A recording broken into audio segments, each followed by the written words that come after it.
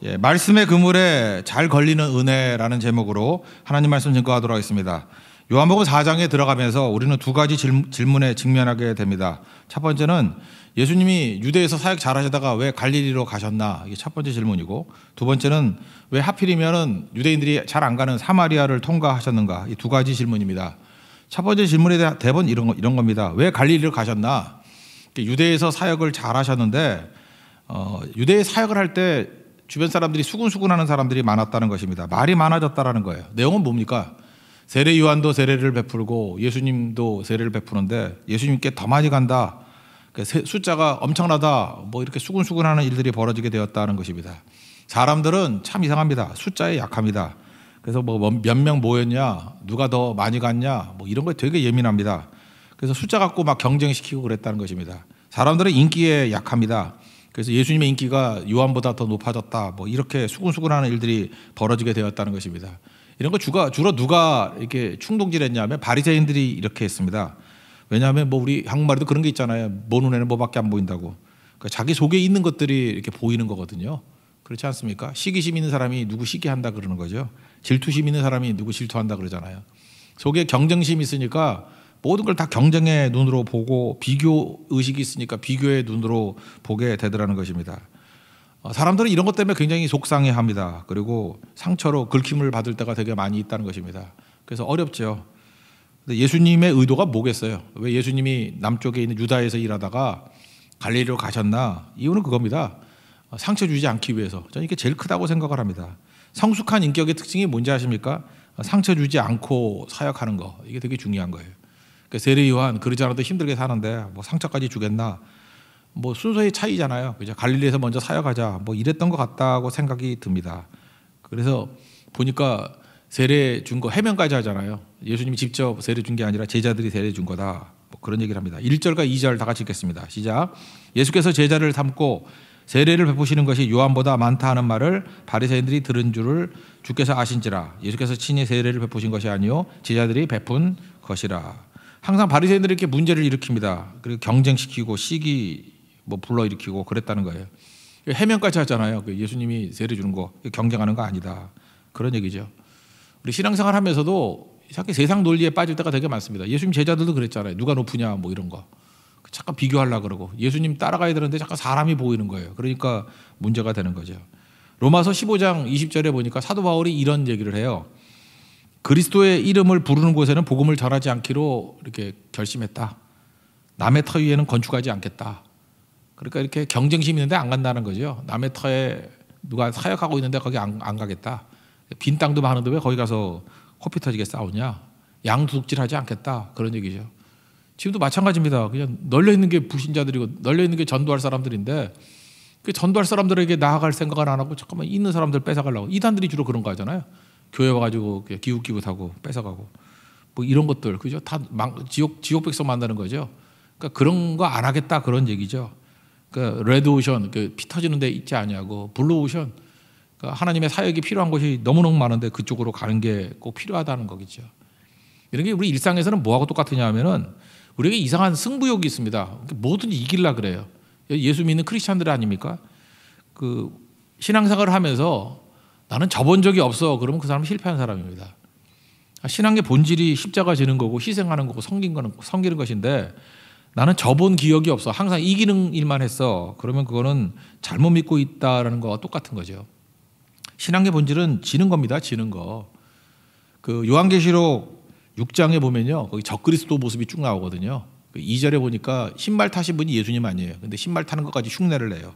그래서 내가 보니 신발을 탔는데 그 탄 자가 활을 가지고 멸류관을 받아가지고 그 적그리스도가 하는 짓이 뭐냐면 이기고 또 이기려고 하더라. 그러니까 적그리스도의 특징이 뭐냐 맨날 이기는 거에만 목적이 있다는 거예요. 이기고 또 이기려고 하더라. 그러니까 가짜의 특징이 뭔지 알아요? 교회 와서도 맨날 이기려고만 그래. 이기고 또 이기려고 하더라. 그죠? 절대 양보 안 하고 맨날 이기고 이기려고 하더라. 그거 가짜입니다. 예수 그리스도의 특징이 뭐예요? 그리스도께서 오시면 성기로 왔다 그러잖아요. 죽으러 왔다 그러잖아요. 그리고 십자가 진다 그러지 않습니까?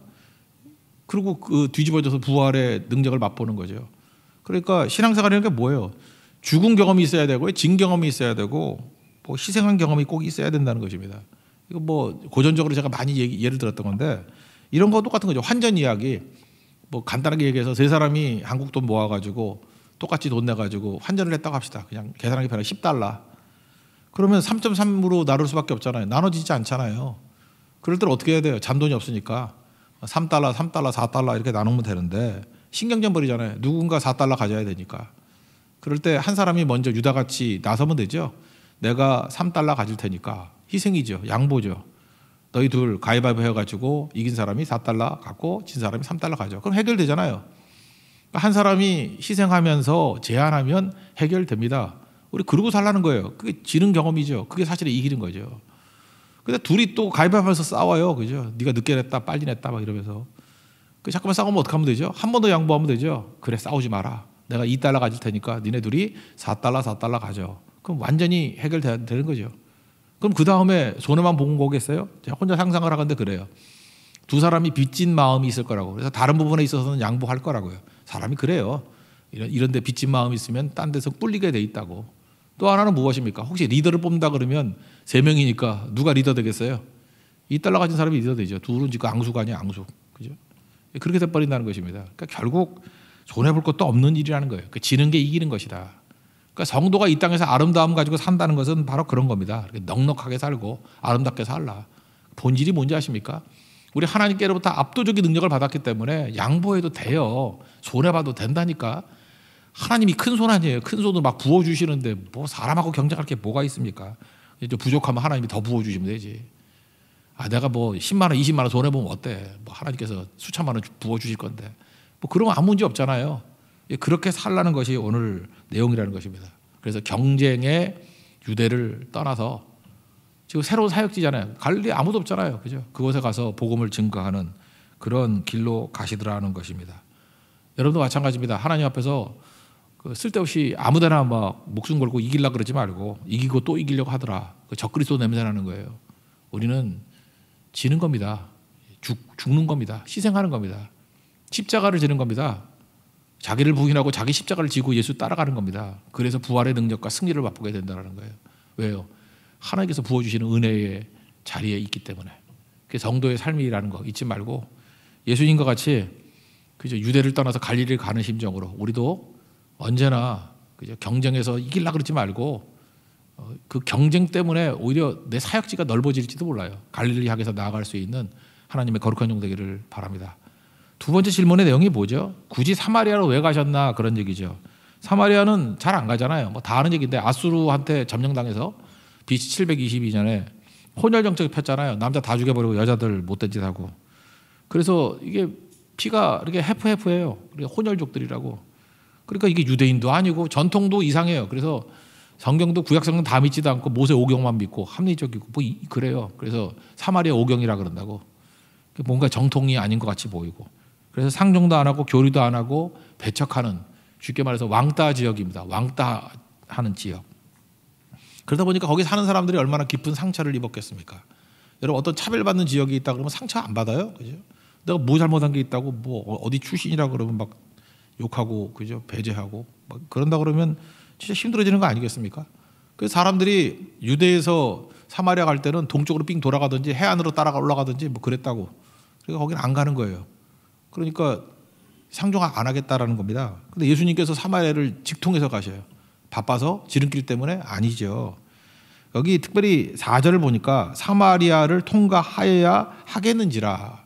NLT 같은 데 보면 He had to go through Samaria 이렇게 돼 있어요. 그죠? had to 머스트로 돼 있다. 머스트로 반드시 가야 됐다. 의도적으로 간다는 거예요. 그 의도적으로 하는 게 무슨 얘기입니까? 예수님이 왜 사마리아를 왜 갔겠어요? 그게 주권적 섭리죠.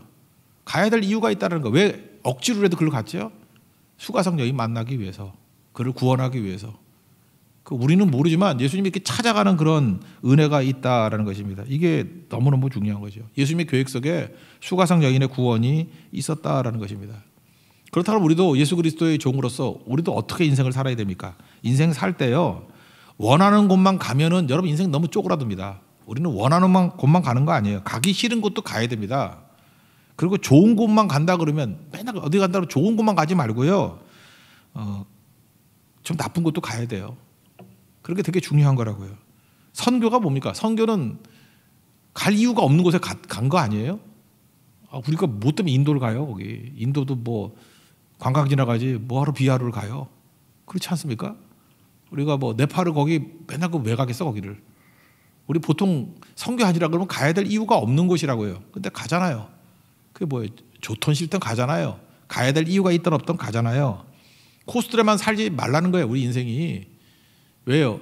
예수님께서 이렇게 연약하고 부족하고 어떤 의미에서는 이렇게 빈궁한 사람들을 위해서, 영적으로 빈궁한 사람을 위해서 찾아가신다는 거예요. 그러니까 우리 성도들은 찾아가는 존재가 돼야 된다라는 것입니다. 그게 예수님의 뜻이라는 거예요. 그죠? 그래서 여러분 차를 몰 때도 맨날 다니는 길만 가지 말고 좀 빙 돌아가 보세요. 그럼 누구 만나요? 진짜 그 식당도 맨날 가는 데만 가지 말고 좀 딴 데 가보세요. 그러면 전도가 된다고. 식당 바꾸다가 전도되는 거예요. 내가 김밥 천국만 가다 딴 데 가니까 전도가 되더라고.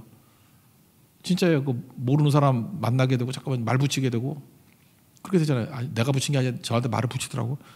계속 오라고. 그러다가 보니까 뭐 이렇게 얘기가 되잖아요. 그죠? 그러니까 잠깐만 새로운 곳을 향해 나아가는 거 그게 꼭 필요하다라는 것입니다. 그 수가성에 갔더니 여기 6시는 지금 우리 시간으로 하면 6을 더해야 되거든요. 12시, 난 12시. 그 중동이나 이런 데 되게 덥잖아요. 그래서 남미에서 있어서 시에스타 같은 게 거기도 있었던 것 같아요. 낮잠 시간. 그죠? 우물 곁에 12시에 안 오잖아요. 예수님도 지쳤던가 봐요. 예수님도 뜨거우니까. 예수님도 이렇게 널브러져 있는데 글쎄 물길로 온 여자가 있네. 12시에. 난 12시에. 제가 한국만 해도 12시면 좀 더울 때 여름 같을 때 움직이기 힘들잖아요. 근데 거긴 뭐 더한 직사광선이 있는 건데 12시에 오는 거예요. 그러니까 문제가 있는 거죠. 정오에 물길로 온 여자 사연이 있겠죠. 일단 사람 기피증, 뭐 대인 기피증이라 해야 사람을 기피하는 거 있죠. 일단은 유태인들에게 무시당한 상처가 있잖아요. 유태인들에게 무시당한 상처. 그 사람 기피증. 거기다가 그 여자분이 이래서 이 고대 여자들이니까 남성에 대한 상처가 좀 있는 것 같아. 남자에 대한 상처. 그 남편 데려갈 때 남편이 5명 있었대잖아요. 그러니까 남자 많이 겪었던 여자 아니에요. 그 남자 입장에서 놓고 보니까 여자가 얼마나 예뻤으면 남편이 5이나 된다 이럴 수도 있지만 얼마나 나쁜 놈을 만났으면 5번이나 채였나 뭐 이렇게도 생각할 수 있잖아요. 그죠? 남자애들에 대한 상처가 있는 것 같아요. 남자에 대한 상처가 있는 여자분들은 남자들은 도둑놈이라고 그러고 배신자라고 그러고 뭐 이렇게 육두문자 쓰고 막 그래요. 이 여자가 좀 그랬던 것 같아요. 그래서 예수님이 유대인인데 남자야. 그래서 좀 이렇게 쌀쌀맞게 좀 그런 게 있었던 것 같아요. 거기다가 난 12시에 왔다는 얘기는 동족들 사마리아 사람들에게도 배척을 받은 거죠. 너 도덕적으로 별로 좋은 것 같지 않아. 그래서 배척당하니까 그러니까 꼴 보기 싫은 거예요. 사람들 얼굴도 보기 싫은 거예요. 누구 만나면 상처가 되고 자꾸만 기억나니까 유대인들에 대한 상처, 남자들에 대한 상처, 동족에 대한 상처, 뭐 이게 상처밖에 뭐 설명할 길이 없지 않습니까? 그러면 이런 여자는요 아무도 안 만나려고 그러고 만나봐야 도움도 안 되고 옆에 있어봐야 이미지상 뭐 도움이 안 됩니다. 근데 참 예수님이 고맙죠. 이게 중요한 거예요. 예수님이 이런 여자를 만나려고 의도적으로 사마리아를 향해서 가졌다니까요. 사마리아를 통과해야 하겠는지라 이러잖아요.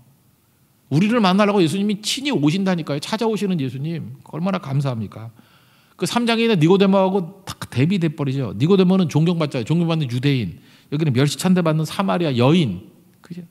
또 뭐예요? 그 니고데모는 종교적으로 당당하잖아요. 당당하고 떳떳하고. 여러분 우리가 인생을 살아가면서 당당하고 떳떳하다는 게 얼마나 대단한 건지 아십니까? 근데 이 사마리아 여인은 어때요? 이름도 없고 영향력도 없고 뭔가 저렇게 꿀리잖아요. 그죠? 괜히 쳐다보면 비웃는 것 같고. 많이 배운 학자고 여긴 배운 거 없는 것 같아요. 그냥 무학. 남자의 특권, 뭐 여자의 차별적 대우 뭐 이런 거. 그러니까 모든 부분에서 약자잖아요. 지금도 우리 가운데 시험과 환란이 있고 뭐 약자 의식이 있고 나는 의지할 곳이 없어 그런 분들이 있습니까? 수가성 여인이에요. 딱 그런 여인인데 너무 감사하지 않아요? 예수님이 그 수가성 여인을 찾아왔다는 거. 친히 찾아오셨습니다. 그리고 꼭 하나 배워야 될 게 이거예요. 너무 정중해요. 함부로 얘기하지 않고. 함부로 하는 게 없어요. 마치 공주를 대하듯이. 그죠? 남자분들 꼭 하세요. 이렇게 공주 대하듯이. 여자분들도 남자 너무 무시하지 말고 왕자님 대하듯이. 예수님 보세요. 얼마나 이렇게 정중하게 대우합니까? 그렇다고 뭐 비열하게 뭐 양아치까지 사바사바 이런 것도 아니고요. 과도하지도 않고 그냥 존중하는 거예요. 물 좀 달라. 부족하고 연약하고 미숙한 자인데 조심스럽게 접근하면서 존중해 주잖아요. 이게 되게 중요한 것 같아요. 제가 인생을 이렇게 돌이켜 보니까 잘못한 것들도 되게 많고 그랬는데 뭐 이렇게 30대, 40대 사역할 때는 30대, 40대 초반 그때까지 저는 일 중독자였던 것 같아. 그냥 주의 일 그거밖에 없고 맨날 이러다 보니까 사람에 관해서 좀 소홀히 했던 것들이 돌이켜 보니까 많았던 것 같아. 그 중에 대부분은 잘못했는데 잘했던 게 이제 몇 가지가 기억나요. 잘한 것만 기억나잖아 또. 제가 이전 교회 있을 때 이게 허름한 교회였는데 진짜 일 열심히 했어요. 전도도 무지하게 열심히 하고. 근데 무슨 아줌마 같은 사람이 하나가 뒤에 앉아가지고 뭐 기도를 하는 것 같아요. 뭐 그런가 보다. 난 그렇게 눈에 들어오지도 않았어요. 그냥 뭐 내 할 일 바쁘고 너는 네 할 일이라. 근데 자꾸 와가지고 말을 시키는 거예요. 뭘 말하자고. 저는 그런 거 싫어했거든요. 기도해야 됩니다. 성경 봐야 됩니다. 뭐 그리고 제가 그때 그 본당에서 기도하고 있었던 것 같아. 근데 기도하는데 뒤통수도 대고 뭐 이렇게 얘기 좀 하자고 잠깐 그래서 이게 또 웬 시험이야? 기도하려고 그러는데. 근데 그날 이상해졌어요. 내가 마음이. 보통 때 내가 그런 사람이 아닌데 그러자 그랬어요. 얘기를 하자 그래서 그러자고. 그래서 그 등나무 밑에 가가지고 얘기를 했다고요. 그러자고. 그랬더니 이분이 뭐 상처가 많은 분이었던 것 같아요. 뭐 이 얘기 저 얘기 하는데 제가 그때 이상했어요. 그 뭐 한 시간 정도 들어준 것 같아. 정말 좋은 상담자죠. 예, 그냥 들어준 것 같아요. 처음 보는 사람인데 그때 뭐 이렇게 좀 위험하기도 했는데 하여튼간에 들어줬어요. 이렇게 잘 들어줬는데 한 시간 정도 얘기하고 난 다음에 비로소 자기 정체를 밝히더라고요. 일본 선교사님이시래요. 일본 선교사인데 뭐 사역이 힘들고 해서 상처받고 힘들고 뭐 이런까지 얘기할게요. 이영수 선교사라고. 하여튼 그래서 굉장히 이렇게 힘들 분이고 그렇다고요. 근데 그분 이렇게 해주고 제가 진짜 잘해드렸어요. 막 그때 헌금도 해드리고 그 자리에서 그리고 뭐 필요한 거 있으면 연락도 하고 하라고. 그 다음에 이분이 이제 연계가 돼가지고 제 기억에 강대희 선교사 지나왔었죠. 그 이전에 제가 일본 가서 설교했을 때 한 반 정도는 이영수 선교사 이분이 통역 다 한 것 같아. 통역을 저하고 잘 맞았던 이유가 뭐냐. 제가 말이 엄청 빨랐거든요. 지금보다 2배 빨랐어. 근데 이분은 더 빨라 저보다. 그리고 일본어를 너무 잘하니까 그냥 저하고 호흡이 맞는 거예요. 호흡이. 그래서 너무 좋았어요. 거기다가 또 영어를 엄청 잘해요. 영어를 엄청 잘해서 일본에 가면은 영어 잘하면 일본 애들이 팍 죽거든. 그러니까 이분 일어도 잘하는데 일본 가면서 영어로 해. 그 일본 애들이 기가 죽어. 그래서 전도가 되는 건지 끌려온 건지 하여튼 끌려도 많이 오고 그랬어요. 하여튼 이런 분이었거든요. 그때 제가 느꼈던 게 그거였어요. 이분이 제가 일본 선교할 때 이렇게 귀중한 파트너가 되고 도격자가 될 수 있었던 이유가 뭔가. 그때 제가 정말로 정중했거든요. 정중하고 예의 바르고 존중해 주면서 대화 나누고 그랬더니 정말 귀중한 동역자를 얻게 되잖아요. 그죠? 제가 지나고 보니까 그런 삶을 더 풍성하게 살았다 그러면 어마어마하게 많은 동역자들이 생겼을 건데 더 사역이 큰 건데 이제 그거 잘 모르고 그냥 혼자 길길이 뛰는 것만 열심히 하면 되는 줄 알았다고. 근데 그거 아니죠. 요한복음 4장 다시 봐야 되는데 예수님 보세요. 비천해 보이는 여인에게 얼마나 정중해요. 공주 대하듯이. 이렇게 조심스럽게. 저는 이게 굉장히 중요하다고 생각을 합니다. 여러분 예수님께서는요 사역을 할 때 사람에 맞춰서 대화하는 것 같아요. 예를 들어서 뭐 바리새인이라 이렇게 교만하고 자기들이 의인이라 그럴 때는 회칠한 무덤이야 독사의 자식들아 하면서 욕을 하는데 이렇게 상처 입은 사람들한테 그렇게 말한 적이 없는 것 같아요. 굉장히 정중하고 그런 것 같아요. 사마리아 여인에게 예수님께서는 충고하지 않아요. 그죠? 이 사마리아 여인에게 예수님은 설득하려고 그러지 않아요. 소위 말하는 설교하려고 그러지 않아요. 그냥 물 좀 달래요. 접촉점이 그렇잖아요. 사람마다 다른 거거든요. 접근하는 게 이렇게 달라야 된다라는 것입니다. 이유가 뭐죠? 그를 건지기 위해서. 저는 예수님의 이 태도 이거 꼭 배워야 된다고 생각합니다. 어떤 사람도 무시하면 안 되고 이렇게 존중해 주는 부분이 꼭 있어야 된다는 거예요. 물 좀 달라. 요청하잖아요.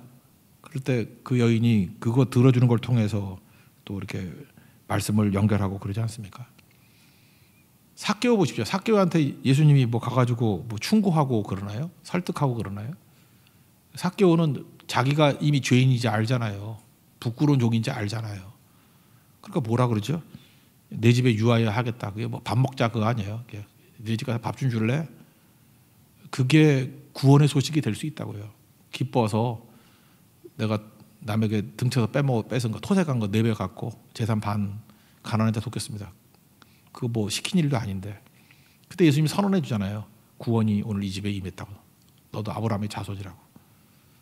그게 예수님의 전도였다라는 것입니다. 존중함이죠, 존중함. 천장에서 가늠하다가 잡힌 여인, 그것도 뭐 돌로 더 쳐 죽인다 그럴 때 예수님이 뭐라 그래요? 죄 없는 자가 먼저 돌로 치라. 그래서 다 떠나버리고 난 다음에 예수님이 그 여자 1대1 만났을 때 뭐 욕하고 그러나? 그냥 사랑은 뭐라 그러세요? 할 말이 있게 만드는 거. 그냥 하면 할 말이 없잖아요. 그러니까 뭐라 그래요? 정죄하는 사람이 있느냐? 없습니다. 그거 대답할 수 있잖아요. 있다 없다를 할 수 있잖아요. 나도 너 정죄 안 할 테니까 다시는 죄를 범하지 말라. 대화가 되잖아요. 여기도 사마리 여인에게 예수님이 대화를 되게 만들잖아요. 뭐 딴 얘기했으면 이 여자가 토라져가지고 뭐 가 그러면서 소금 뿌리고 그럴지도 모른다고. 근데 물 좀 달라. 그거 뭐 할 수 있는 얘기 아니에요. 물 좀 달라 그랬더니 여자가 쌀쌀 맞으면 대화를 하잖아요. 왜 유대인이면서 사마리 여자이 나에게 물을 달라 그러냐고. 그러면서 예수님께서 그 다음 얘기를 또 이끌어 가시잖아요. 그 다음 얘기가 뭡니까? 눈높이에 맞는 메시지를 주신다는 거예요. 니고데모한테는 거듭나야 된다. 그래서 born again, 뭐 born from above, 위로부터 나야 된다. 뭐 이런 식으로 좀 약간은 좀 어렵게 설명하셨잖아요. 근데 사마리 여인에게는 거듭남 이렇게 표현 안 하고요. 구원이 선물이야 그랬다고요. 선물. 선물이라는 말이 은사라는 말하고 은혜라는 말하고 똑같은 말 아니에요. 그죠? 자격 없는 자에게 공짜로 주시는 거. 그래서 구원은 선물이야. 그리고 또 하나, 지금 물길로 다니는 게 얼마나 힘들겠어요. 옛날 여자분들이 했던 그 일 중에 한 3분의 1 정도는 물 기른 거였거든. 너무 힘든 거였는데 내가 생수 줄게. 다시는 목마르지 않는 생수. 그러니까 자기 관심사잖아요. 그래서 예수님이 생수 되심을 설명해 주는 것. 그러니까 눈높이에 맞게 설명하는 게 되게 중요하다는 것입니다. 그래서 저도 설교하면서 반성을 많이 하는데 설교할 때 잠깐만 이렇게 어려운 말 쓰고 뭐 헬라어 쓰고 뭐 히브리어 쓰고 지도 모르면서 그 참 그 어떤 중요한 단어 빼놓고 잠깐만 그런 거 쓰는 거 아닌 것 같아요. 그죠? 알아듣기 쉽게. 쉬운 거는 제대로 알고 있으면 쉽게 설명이 돼. 모르니까 어렵게 되는 거지. 예수님 보세요. 니고데모에게 맞게. 수가성 여인에게 맞게 증거하잖아요. 구원이 뭔지를. 이게 꼭 중요하다는 것입니다. 그래서 고린도전서 9장 20절에 보니까 그 여러 사람 눈높이 맞춘다는 얘기가 나오잖아요. 유대인들에게 내가 유대인같이 된 것은 그들을 얻고자 함이요. 율법 없는 자들에게 내가 율법 없는 자같이 한 것은 그들을 얻고자 함이요. 율법 있는 자들에게 율법 있는 같이 한 것은 그들을 얻고자 함이라고. 약한 자들에게 내가 약하게 된 것은 그들을 얻고자 함이라고. 여러 모습이 된 것은 아무쪼록 몇 사람이 더 구원받게 하고자 하는 거라고. 눈높이죠. 그래서 우리 중심이 되면 안 되고 그 상대 중심이 돼가지고 우린 그러잖아요. 여러분 교만함이 딴 게 아니에요. 야 니네들 틀렸으니까 나같이 해야 돼. 이게 교만이에요. 그 있는 모습 그대로 그들에게 내려가야 되겠죠. 내려가야죠. 하다못해 우리 집 사람들 개를 되게 좋아하거든. 우리 집 강아지를 사랑하는데 강아지를 사랑하니까 얘네들이 강아지 눈높이로 내려가. 엎드려서 대화를 나누더라고. 지가 개인지 알고. 그래서 저는 좀 교만한 것 같아요. 개를 안고 사람 높이에서 이렇게 보여줘. 이게 인간 시각이야. 근데 진짜 사랑하니까 개 높이에 내려가서 개가 어떻게 보이는지 개 시각을 가지고 이렇게 보더라고. 그래서 제가 또 반성됐어요. 아, 개 높이구나 저게. 개 눈 높이구나. 예수님이 그러셨잖아요. 하나님의 위치에서 우리에게 뭐라 그러지 않고 인간의 몸으로 내려오셔서 인간의 눈으로 설명해 주시잖아요. 사마리아 여인에게 사마리아의 위치로 내려와서 수가성 여인의 눈 높이에서 얘기해 주잖아요. 구원은 선물이야. 구원은 생수야. 그죠? 이게 중요한 거겠죠. 여러분 생수에 관한 말씀 여기 뭐 여러 가지 나오는데 여기 성경 나온 것만 먼저 한번 읽어봅시다. 10절 한번 읽겠습니다. 시작. 예수께서 대답하여 이르시되 내가 만일 하나님의 선물과 또 내게 물 좀 달라 하는 이가 누구인 줄 알았더라면 내가 그에게 구하였을 것이요 그가 생수를 내게 주었으리라. 그 생수가 어떤 거냐? 14, 15절 읽겠습니다. 시작. 내가 주는 물을 마시는 자는 영원히 목마르지 아니하리니 내가 주는 물은 그 속에서 영생하도록 솟아나는 샘물이 되리라. 여자가 이르되 주여 그런 물을 내게 주사 목마르지도 않고 또 여기 물길로 오지도 않게 하옵소서. 7장에 가면요 30절에 누구든지 목마르거든 내게서 와서 마시라. 나를 믿는 자는 성경의 이름같이 그 배에서 생수의 강이 흘러나리라. 예수님이 구원이 생수라 그래서 생수. 예수님이 생수라 그랬다고요. 생수. 이게 무슨 뜻입니까? 여러분 예수님은요 이해하는 대상이 아니라는 거예요. 마시는 대상이라는 게 물같이 마시는 대상. 또 우리 그 떡 얘기할 때는 먹는 대상이라고 그러잖아요. 여러분 먹고 먹는다 마신다 이게 뭐예요? 소비한다는 거예요. 소비. 그냥 예수님과 섞여야 된다는 거예요. 그게 예수 믿는 거예요. 여러분 앉아가지고 잠깐 공부하는 거 아니에요. 잠깐 무슨 뭐 교회가 무슨 공부 잘하고 무슨 학교, 아버지 학교, 어머니 학교, 무슨 잠깐 학교 잠깐 만드는데, 그러니까 예수님 모르지. 이게 예수님을 먹는 거예요. 예수님을 마시는 거라고. 이게 뭐죠? 내 안에 예수님이 오셔가지고 예수로 사는 거예요. 이게 예수로 말해버리고, 예수로 선포해버리고, 예수로 행동해버리고. 여러분 우리도 그렇잖아요. 이거 동료들이 있으면 그냥 같이 막 섞여 막 살면은 하나가 되죠. 섞여 살면 아는 거죠. 그게 진짜 아는 거지. 뭐 이렇게 자료 가지고 논 다음에 그 사람이 정보를 알고, 그죠? 키는 몇 센치고 몸무게는 얼마고 뭐 시력은 얼마고, 그게 아는 거예요? 그냥 사는 거죠. 섞여 사는 거죠. 그러니까 예수님이 지금 말하는 게 이거예요. 내가 생수라는 건 목마르거든 솟아나는 생수의 관계들이 아니라 나 마시라는 거예요. 나 먹으라는 거예요. 떡같이. 그러니까 예수로 살라는 거예요. 그게 신앙입니다. 그 신앙. 지금 사마리아인에게 리얼하게 우리에게 보여주고 있지 않습니까? 그 길 걸어가는 거. 우리 그렇게 사셔야 되는 겁니다. 나로 사는 게 아니에요. NIBC. 나이 버크라이스트. 내가 나로 사는 게 아니라 이제 예수로 생각해야 돼요. 예수의 손이 돼야 되고, 예수의 발이 돼야 되고, 예수님 같이 말해야 되고, 그냥 예수님이 내 안에서 말하면 돼요. 말씀이 말하게 하고. 그러니까 여러분들 그 말씀 앞에서 해야 될 게 두 가지 있잖아요. 이순신, 순종과 신뢰라고. 내가 할 수 있는 것들 있잖아요. 내 안에 계신 예수님인데 내가 할 수 있는 거 그냥 하는 거예요. 그냥 예수로. 그러니까 예수같이 사는 거예요. 그대로. 그리고 예수님 같이 신뢰하는 거예요. 예수님 때문에 신뢰하는 거예요. 예수님이 하실 걸 믿고, 내가 할 수 없는 것들은 미래적인 것들, 불가능한 것들이 있잖아요.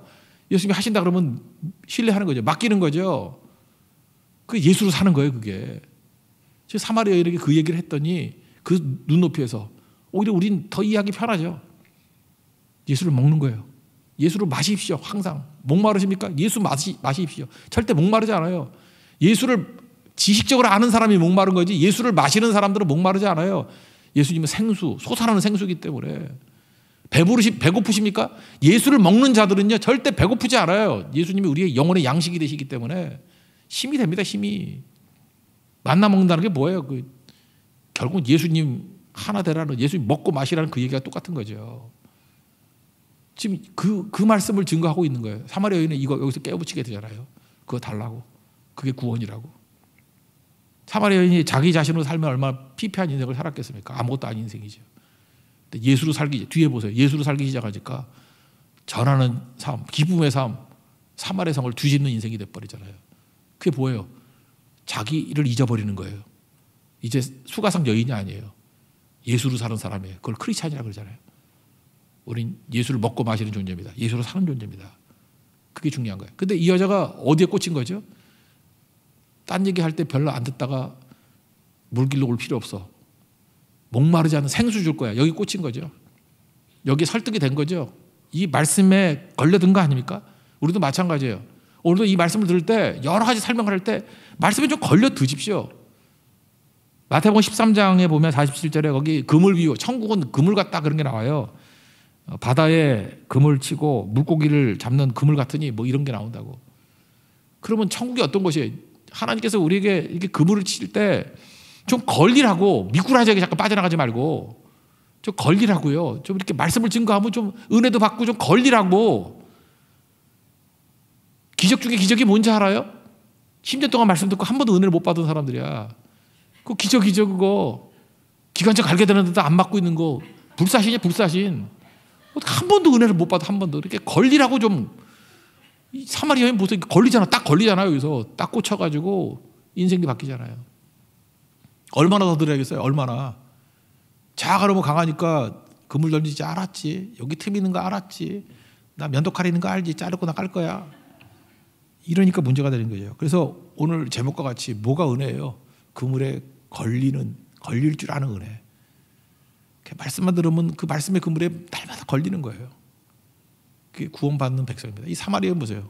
예수님의 말씀의 그물에 걸려서 변화되잖아요. 이게 구원입니다. 오늘도 예수 그리스도가 던지는 이 말씀의 그물에 다 걸려들어서 우리도 예수님께 쓰임받고 영생의 축복을 누릴 수 있는 우리 하나님의 거룩한 종 되기를 축원합니다. 자리에서 일어나겠습니다. 말씀 앞에서 찬양하겠습니다.